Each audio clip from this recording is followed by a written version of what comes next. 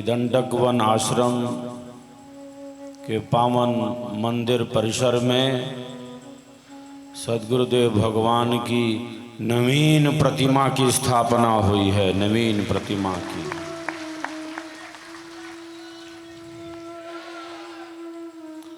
और बड़े ही उत्सव उत्साह के साथ,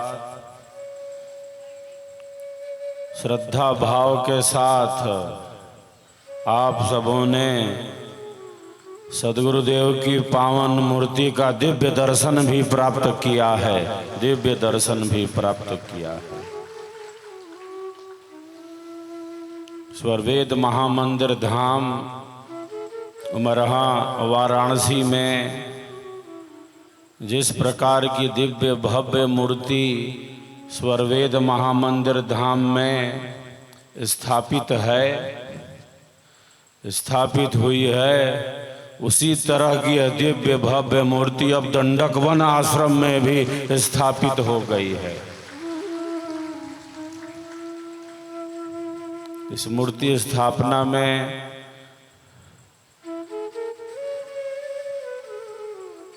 सभी सेवा भावी भाइयों के लिए, शिष्य जिज्ञासुओं के लिए हम तालियों की गड़गड़ाहट कर रहे हैं।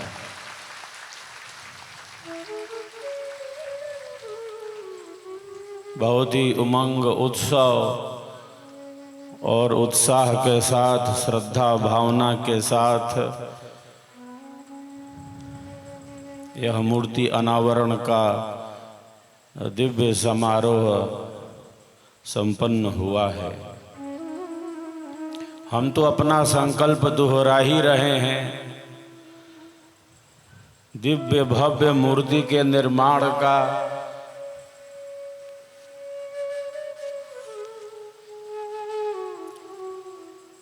यह जय घोष तो हम सब करते ही आ रहे हैं। जिस प्रकार से ऐतिहासिक स्वरवेद महामंदिर धाम आप सबों की श्रद्धा सेवा भावना से निर्माण की पूर्णता के बिल्कुल निकट है, उसी प्रकार हम सब मिलकर सद्गुरुदेव भगवान की एक दिव्य भव्य प्रतिमा का भी निर्माण करने वाले हैं। आध्यात्मिकता की मूर्ति जिसका नाम दिया गया है, सद्गुरु की आकृति ही तो अध्यात्म की आकृति है। हम आरती में गाते हैं, गुरु मूरति गति चंद्रमा, सेवक नयन चकोर, पलक पलक निरखत रहे, गुरु मूरति की ओर, गुरु मूरति की ओर। ये हमारी दिव्य भावनाएं हैं। तो जिस प्रकार से आप सबों की श्रद्धा सेवा भावना से स्वरवेद महामंदिर निर्माण की पूर्णता के बिल्कुल निकट है, गुलाबी लाल पत्थरों से सज चुका है हम सबों का यह स्वरवेद महामंदिर धाम। एक एक पत्थर को बहुत ही सुंदरता से सजाया गया है, संवारा गया है, निखारा गया है।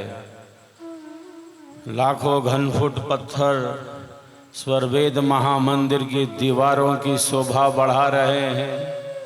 स्वरवेद की शक्ति से प्राणवंत यह स्वरवेद महामंदिर धाम संपूर्ण विश्व में विहंगम योग की पताका फहराने के लिए है। यह सब संभव हुआ है आप सबों की श्रद्धा सेवा समर्पण भावना से ही। प्रत्येक महीने 2.25 लाख से 3 लाख तक श्रद्धालु, जिज्ञासु, पर्यटक देश के कोने कोने से और बाहर के भी देशों के पर्यटक, जिज्ञासु, श्रद्धालु हर महीने 2.25 लाख से 3 लाख तक की संख्या में स्वरवेद महामंदिर धाम का दर्शन लाभ प्राप्त करते जा रहे हैं। प्रातः से ही दर्शनार्थियों की संख्या स्वरवेद महामंदिर धाम पर उपस्थित हो जाती है। जिज्ञासा भाव से स्वरवेद क्या है, इस महामंदिर का उद्देश्य क्या है, सबको विहंगम योग की साधना से अंतः ऊर्जा से जागृत करने के लिए ही तो है यह स्वरवेद महामंदिर धाम। मैं आपको बतलाऊं, अब तक स्वरवेद महामंदिर धाम पर 1 लाख से भी ज़्यादा जिज्ञासुओं ने विहंगम योग की प्रथम भूमि की साधना का अभ्यास सीखा है और यह संख्या बढ़ती जा रही है। अनेकों उपदेष्टागण वहाँ सेवा दे रहे हैं, उपदेश कार्य संचालित है। स्वरवेद महामंदिर धाम पर सेवा कार्य में सब लगे हुए हैं। सेवा का अर्थ ही है कि हमारे कारण सबको सुख मिले, हमारे कारण सबको सुख मिले, हमारे कारण सबको शांति मिले।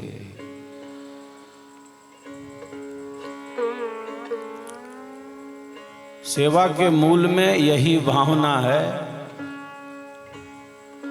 हमारे कारण किसी को भी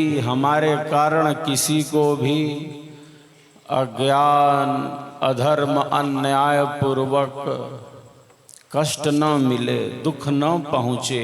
हमारे कारण किसी को भी अज्ञान, अधर्म, अन्याय पूर्वक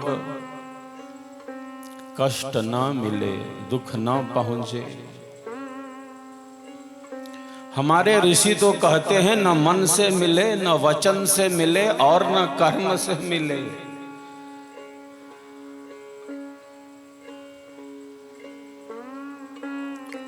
तीनों में से किसी से भी न मिले।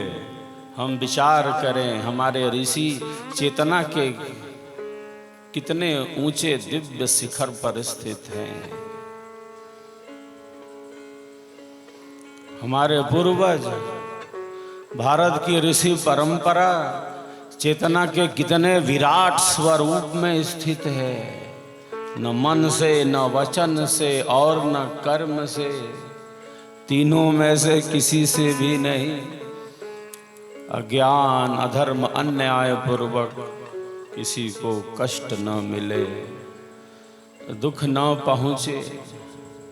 यही तो सेवा भावना है। स्वरवेद महामंदिर धाम, स्वरवेद महामंदिर धाम आप सबों की सेवा भावना का ही एक जीवंत उदाहरण है, एक दिव्य स्वरूप है आप सबों की सेवा भावना का। हमारे कारण ब्रह्म विद्या का प्रचार हो, हमारे कारण स्वरवेद जन जन तक पहुँचे, हमारे कारण सब विहंगम योग की साधना से जुड़े, हमारे कारण सब साधक हो जाएं, सब साधिका बन जाएं। हमारे कारण हमारी अअंकित श्वेत ध्वजा लहराती रहे, फहराती रहे। हमारे कारण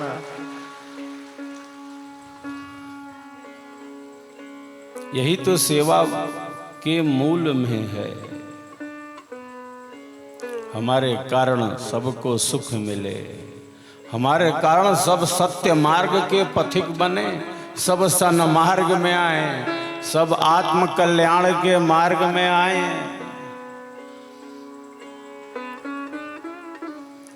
मेरा मुझ में कुछ नहीं, जो कुछ है सो तोर। मेरा मुझ में कुछ नहीं, जो कुछ है सो तोर, तेरा तुझको सौंपते, क्या लागे है मोर, क्या लागे है मोर। सब प्रभु के ही जीव हैं।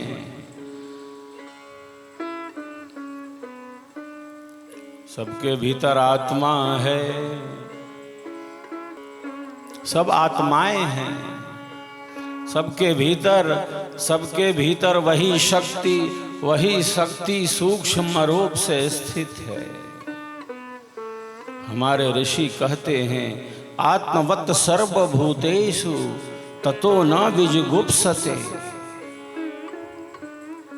जो सबके भीतर उसी को देखता है।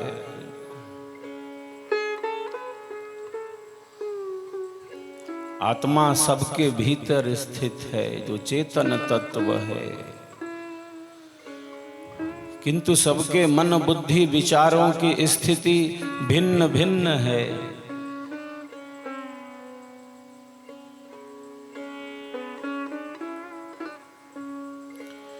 सबके मन बुद्धि विचारों की स्थिति अलग अलग होती है, क्योंकि सबके अपने अलग अलग संस्कार हैं, सबके अपने अलग अलग प्रारब्ध हैं, सबके अपने अलग अलग कर्म हैं, सबके अपने अलग अलग कर्म फल हैं, भोग हैं, प्रारब्ध है, सबका भिन्न भिन्न।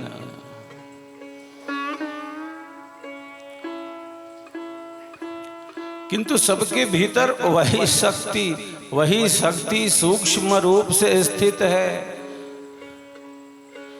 अंतःकरण भले भिन्न भिन्न हो, अलग अलग हो,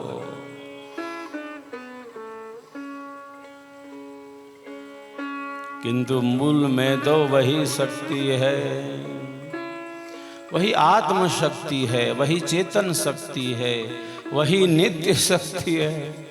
भले वाणी अलग हो, व्यवहार अलग हो, संस्कार भिन्न हो,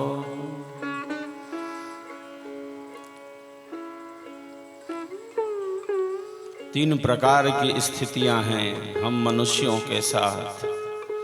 तीन प्रकार की स्थितियां हैं।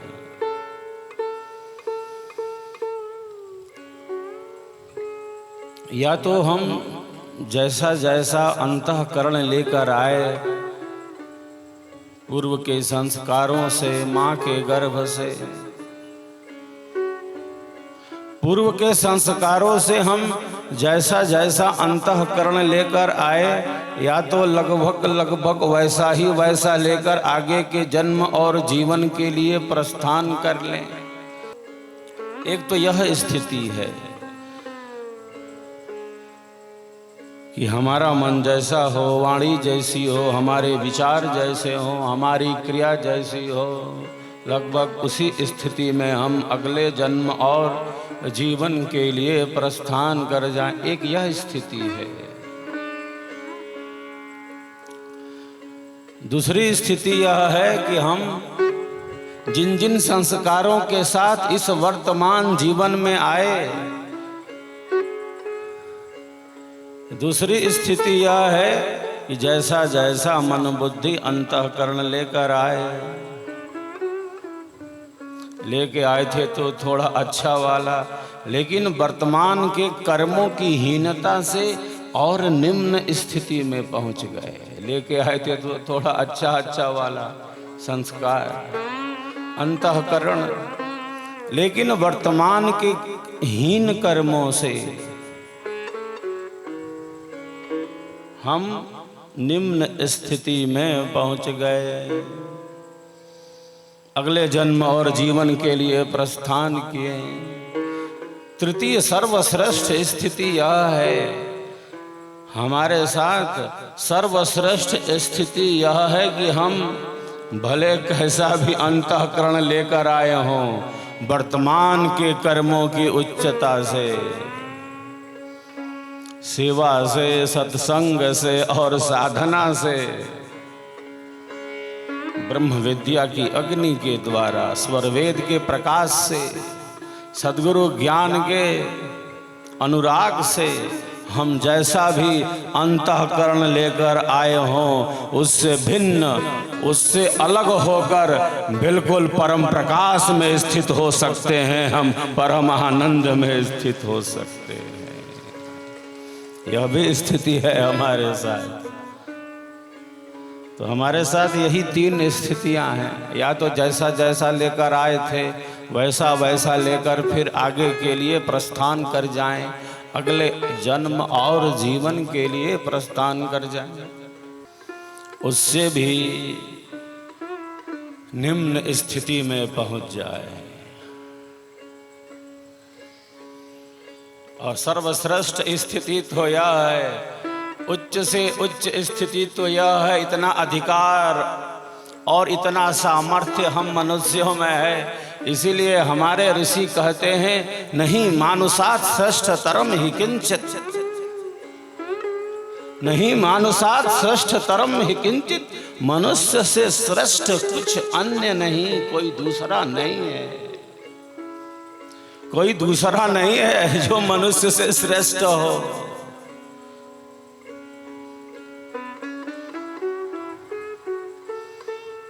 एक मनुष्य ही है, एक मनुष्य ही है जो मनुष्य शरीर में रहते हुए भी देवतुल्य हो सकता है, देव हो सकता है मनुष्य शरीर में रहते हुए।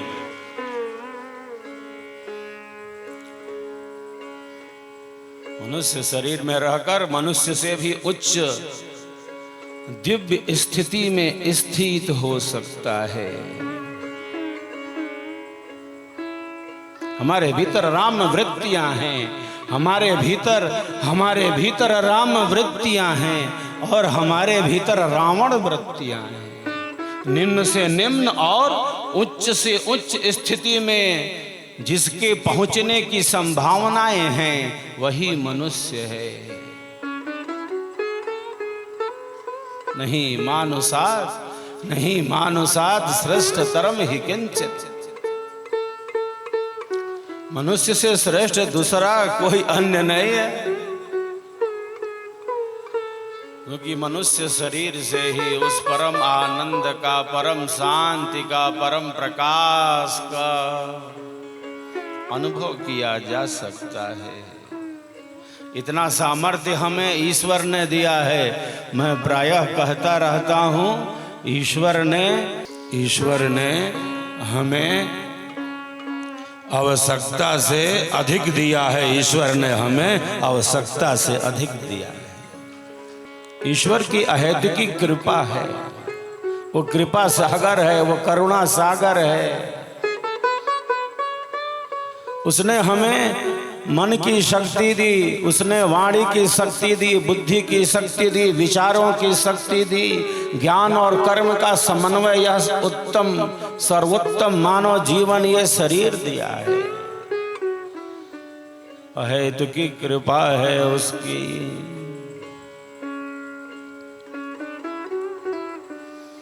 सबके भीतर वही शक्ति निहित है सूक्ष्म रूप से। और जिस